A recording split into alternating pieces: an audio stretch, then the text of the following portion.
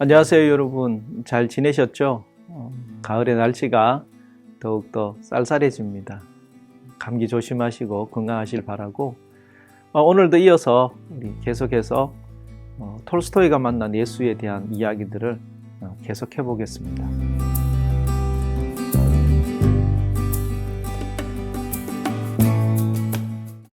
계속해서 예수가 말했다. 따라서 사람들이 보는 앞에서 기도나 단식을 할 필요는 없습니다. 사람들의 칭찬을 받기 위해서 나의 가르침을 실천하지는 마십시오. 사람들의 평판 때문에 그렇게 한다면 여러분은 사람들로부터 보상을 얻을 것입니다. 그러나 사람들의 평판 때문에 그렇게 하는 것이 아니라면 여러분은 하늘나라의 아버지로부터 보상을 받을 것입니다. 그러므로 사람들에게 선행을 하는 경우 사람들 앞에서 그 선행을 자랑하지는 마십시오. 그런 짓은 사람들의 칭찬을 바라는 위선자들이나 하는 것입니다. 그리고 위선자들은 자기가 원하는 것을 받습니다. 그러나 여러분은 아무도 그것을 보지 못하도록 오른손이 하는 것을 왼손이 모르도록 선행을 하십시오. 그러나 여러분의 아버지는 그 선행을 보실 것이며 여러분에게 필요한 것을 주실 것입니다. 기도하려고 할 때에는 위선자들처럼 기도하지는 마십시오. 위선자들은 사람들이 보는 가운데 교회에서 기도하기를 좋아합니다. 그들은 사람들의 평판을 얻기 위해서 그렇게 하는데 그런 사람들은 자기가 원하는 것을 사람들로부터 얻습니다. 그러나 여러분이 기도하려고 할 때에는 아무도 보는 사람이 없는 곳에 가서 영혼 자체이신 아버지께 기도를 바치십시오. 아버지는 여러분의 영혼에 있는 것을 보실 것이며 여러분이 영혼 안에서 원하는 것을 주실 것입니다. 기도할 때는 위선자들처럼 잡다하게 많은 말을 늘어놓지는 마십시오. 여러분이 입을 열기도 전에 여러분의 아버지는 여러분이 원하는 것을 모두 알고 계십니다. 아버지는 사람들이 필요한 것을 모두 알고 있습니다. 따라서 구체적인 것들을 아버지에게 요청하는 기도는 바칠 필요가 없습니다. 필요한 것이라고는 아버지의 뜻 안에 있도록 노력하는 것뿐입니다. 그런데 아버지의 뜻은 사람이 다른 사람에게 화를 내지 않는 것입니다. 여러분이 바쳐야만 하는 기도는 오로지 이것뿐입니다. 하늘처럼 시작도 끝도 없으신 우리 아버지, 오로지 당신의 존재만 신성한 것이 되기를 빕니다. 오로지 당신 홀로 모든 권능을 차지하시기를 빕니다. 그리하여 당신의 뜻이 시작도 끝도 없이 지상에서 실현되기를 빕니다. 제게 지금 생명의 양식을 주십시오. 제가 형제들의 모든 잘못을 덮어주고 잊어버릴 때 당신도 저의 지난 모든 잘못을 그렇게 해주시고 그래서 제가 유혹에 넘어가지 않도록 그리고 재앙을 면하도록 해주십시오. 왜냐하면 권능과 권한이 당신에게 있고 심판은 당신이 하실 일이기 때문입니다. 기도할 때 여러분이 무엇보다도 먼저 할 일은 아무에게도 악의를 품지 않는 것입니다. 만일 여러분이 다른 사람들의 잘못을 용서하지 않는다면 아버지도 또한 여러분의 잘못을 용서하시지 않을 것이기 때문입니다. 단식할 때는 아무것도 먹지 마십시오. 그러나 여러분이 단식한다는 사실을 다른 사람들에게 드러내서는 안 됩니다. 위선자들은 자신의 단식을 남들에게 드러내 보이는데 그것은 사람들이 자신의 단식을 알아보고 칭찬하게 만들려는 것입니다.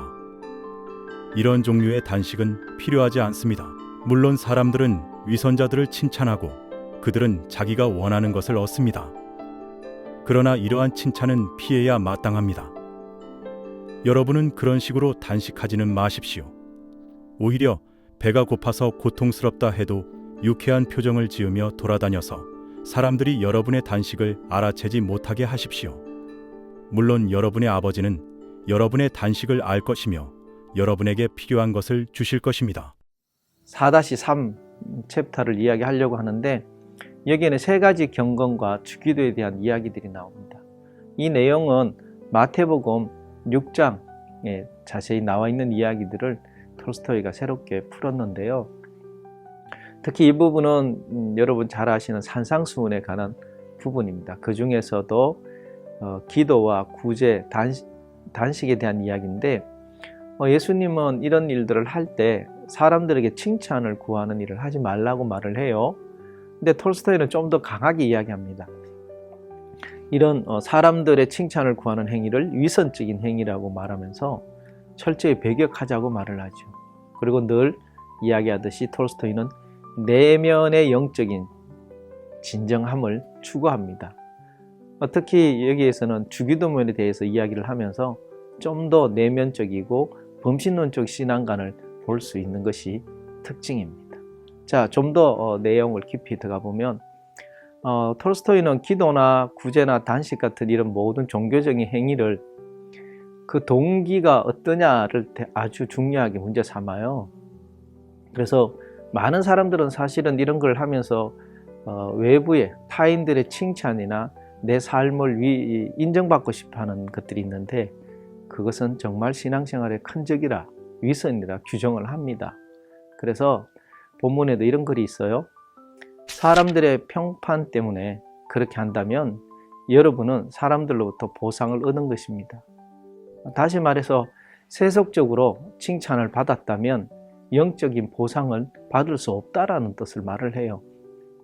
이 이야기는 사실은 기독교 사상하고 같죠. 그래서 외적인 인정에 갈급해하는 오늘날 시대에 누군가에게 인정받고 싶어하는 그런 모습에 기독교는 또는 톨스토이는 좀 다르게 생각합니다. 그래서 이 땅에서 만약에 보상을 받았다면 하늘나라에서는 보상 없다라고 할 만큼 분명히 말을 하죠. 그러면서 예수님의 사상을 강하게 말을 합니다. 오른손이 하는 것을 왼손 모르도록 해라라는 가르침을 강조하죠. 설령 우리가 단식을 하면 막 배가 고프고 얼굴 표정 힘들잖아요. 그런 고통 숨기라는 거예요. 도리어 얼굴 밝게 하고 유쾌하게 하라는 거예요. 남이 볼 때는 단식한다는 표를 내지 말라는 뜻이죠. 그래서 신앙생활을 할 때 좀 고통스러운 거는 엄밀하게 감추면서 하면서 그것을 자기의 드러내는 위선의 행동으로 나타나지 않도록 하라는 아주 급진적이고 강력한 톨스토이 사상이라고 볼 수 있습니다. 기도에 대한 이야기들도 좀 더 알 수 있는데요. 기도에서 우리 사실 여러분 기도할 때 어떤 기도 많이 하세요? 건강하기를, 또 내가 목표하는 것이 이루어지기를, 또는 물질적인 걸, 그런 걸 하잖아요. 그런 거를 톨스토이는 기도라 하지 않아요. 톨스토이가 말하는 기도는, 또 예수님이 말하는 기도는 내면적인 성찰, 다시 말해서 하나님과 뜻을 하나로 모으는 것을 이야기해요. 오늘날 우리 한국 기독교의 기도에 대한 이야기가 좀 강하게 말을 한다면 기복적 신앙이 상당히 많이 나타나는 거죠. 그래서 기복적인 것을 말하지 말고 하나님과 영혼으로 하나가 되는 것을 더 중요시하는 것이 예수님 톨스토이의 강한 주장입니다. 그래서 이렇게 말을 합니다. 기도는 아무도 없는 곳에서 하라고. 그래서 예수님은 골방에서 하라 했잖아요. 물론 그거는 공간적인 개념만 말하지는 않습니다. 그래서 그 골방에서, 아무도 없는 곳에서 영혼과 영혼으로 하나님을 만나는 것을 기도라고 말하는 거죠. 왜냐하면 내가 필요한 것은 하나님 다 아신다 했잖아요. 그러니까 내가 필요한 건 하나님이 알아서 다 하실 거니까 중요한 것은 내 영혼이 온전히 하나님과 일치하는 것이 기도다라고 이야기를 하죠. 그럴 때 하나님께서 나에게 모든 것을 다스리는 권한이 생기시잖아요. 그런 면에 있어서 기도는 기복의 개념이 아니고 온전히 하나님의 뜻과 하나가 되는 것이 중요하다는 그런 이야기라고 우리는 정의를 해주고 있죠. 그래서 톨스토이는 앞서도 말했듯이 구체적인 것들을 아버지께서는 요청하는 기도는 바칠 필요 없습니다 라고 말을 하면서 하나님께서 다 이미 알고 계시고 우리의 필요를 다 채워주실 것인데 우리가 할 것은 아버지의 뜻이 땅에서도 이루어지듯이 그 땅이 곧 내 안이 될 수도 있죠. 내 안에서 이루어지는 그런 삶을 살아가는 것이죠. 그래서 하나님의 뜻대로 사는 삶이 되어지는 기도, 그것을 바로 기도라고 이야기한 겁니다. 이 부분은 오늘날 우리가 좀 더 많이 생각해 볼 필요가 있을 것 같아요. 요즘 한국교회가 기복신앙의 요소가 너무 많이 나타난다고 우리 내부적으로 평가하잖아요. 그래서 그런 면에 있어서는 우리 기도에 대해서 좀 다시 한번 정의를 해볼 필요가 있지 않나 생각이 듭니다. 자, 이제 뒷부분에 가면 이제 주기도문에 관한 이야기가 나옵니다. 톨스토이는 주기도문을 좀 독자적으로 다시 정리를 해요. 그래서 신앙이라는 것은 은혜가 아니고 한 인간으로서 하나님의 뜻을 이 땅의 윤리적인 현상으로 실천하는 것이 중요하다를 강조합니다. 그래서 이런 말이 있습니다. 제가 형제들의 모든 잘못을 덮어주고 잊어버릴 때 당신도 저의 지난 모든 잘못을 그렇게 해주시고 라는 구절이 있죠. 이 말을 잘 보면 우리는 구원이라는 단어가 예수를 믿는다고 하는 것, 그렇게 고백을 합니다. 그런데 주기도문에서 잘 보면 우리가 누군가를 용서해 줄 때 하나님은 우리의 죄를 용서하신다고 고백하잖아요. 이런 모습이 다르다는 거죠. 뒤집어 말하면 내가 누군가를 용서하지 않으면 나도 하나님께서 용서해 주지 않는다. 나도 하나님께 용서받을 수 없다는 것을 우리는 알아야 된다는 것이죠.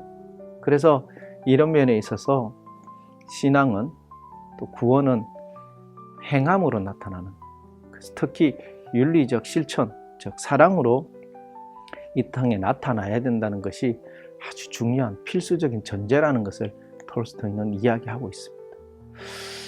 저는 이런 부분이 참 좋은 것 같아요. 신앙은 보이지 않는 거지만 그러나 신앙은 보여줘야 된다고 저는 생각하거든요. 그건 어떻게? 윤리적으로 나타나야 된다. 우리는 그걸 성경에서 열매 맺는다라고 말을 하잖아요. 그래서 그런 하나님의 뜻이 이 땅에 실현되어져야 되겠죠. 그래서 주기도문에 보면 아버지의 뜻이 이 땅에서도 이루어지길 바라잖아요. 그래서 하나님의 나라가 이 땅에 이루어지고 모든 것이 되어질 때 하나님의 모든 권능과 심판이 하나님의 있음을 이 땅이 인정하게 될 것이거든요. 그래서 그렇게 되니까 결국은 나라는 존재는 비움을, 철저히 자기 비움을 통해서 이루어진다라는 생각을 하게 됩니다. 이 톨스토이 이런 생각들이 오늘날 우리 한국교회 많은 생각들을 하게 하죠. 우리는 많이 가지려고 합니다. 보통 사람들은 가지는 것이 자기 자신을 나타내는 거라고 하지만 사실 여러분, 신앙은 자기를 비우는 것입니다. 그래서 날마다 비우고 비울 때 하나님의 뜻이 내 안에 들어오는 것이죠. 자, 이제 마무리해 볼까요? 오늘 내용은 모든 종교적인 행위는 외부 형식, 그런 거 아니다. 그리고 기도라는 것도 강구하는 것이 아니다. 내 내면이 하나님과의 일치를 통해서 윤리적 실천으로, 그리고 누군가를 향해서는 용서함으로 하나님의 나라를 이 땅에 이루어 간다는 이 큰 축들이 있는 것이 오늘의 내용인 것 같습니다. 먼저 그리고 내가 윤리적인 행동을 통해서, 그 행동이 용서라는 걸 통해서 하나님의 나라를 이 땅에 이루어가는 이 모습이 우리 오늘 한국교회에 정말 펼쳐질 수 있는 좋은 결과로 나타날 수 있는 그런 이야기가 아닌가 싶습니다. 여러분, 한 주간도 그런 삶으로 승리하고 살아가시기를 바랍니다. 고맙습니다.